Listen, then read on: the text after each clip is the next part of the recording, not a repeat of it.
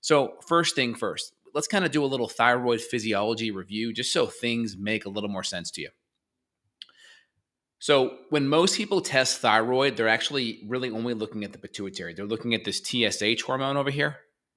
And this hormone is actually a brain hormone. It talks to your thyroid, right? It talks to it, but it's not thyroid hormone in general. And so we have hypothalamus, which makes TRH, that's thyroid releasing hormone. This is really only tested in like the research setting, right? Not in like your clinical lab, core quest lab. TRH talks to the thyroid, the pituitary to then make TSH. TSH causes the thyroid to make T4. And then there's conversion of T3 throughout the body. We'll talk about that in a second. And so many times when we have thyroid issues, it may not even be a glandular issue. It may actually be an upstream brain issue from the hypothalamus to the pituitary just due to stress and chronic inflammation. That's a legit issue. Now, a little peek in my thyroid book here so you guys can see. This is an infographic I made years ago, but it talks kind of about the major dysfunctions where in that domino chain thyroid may happen. So you can see TSH, and you can throw the pituitary up there. It's just not as relevant because we can't test for it.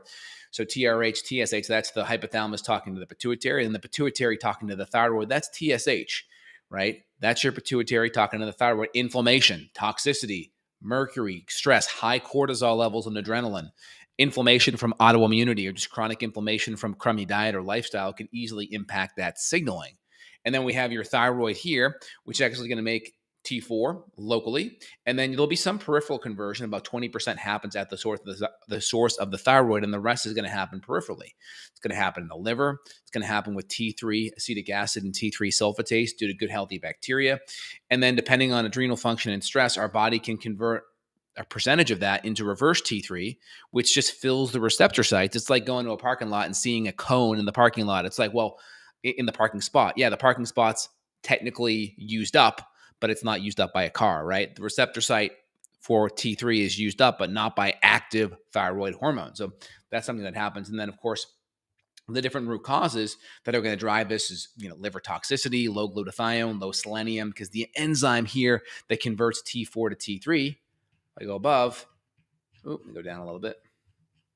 This enzyme here, T4 to T3, this is a deiodinase enzyme.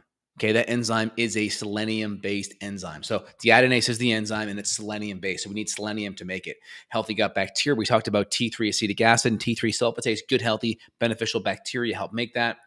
And then cortisol imbalances can drive problems with reverse T3. It can also impact the TSH and create this HPT dysfunction, hypothalamus-pituitary-thyroid. You could even throw the adrenal axis dysfunction. And then female hormone issues, if we have very low progesterone, a lot of estrogen dominance, that can impact the binding proteins and decrease free thyroid hormone. It can also impact things like progesterone, which affects TPO. And then, of course, if we have like estrogen dominance issues and or higher estrogen, lower progesterone, relatively speaking, that can impact the immune system, that CD8-CD4 ratio, and it can skew the CD4-CD8 ratio and increase autoimmunity attacks. And then T4, T3 conversion, 80% occurs down here peripherally. So that's kind of just a good summary so you guys can wrap your head around it.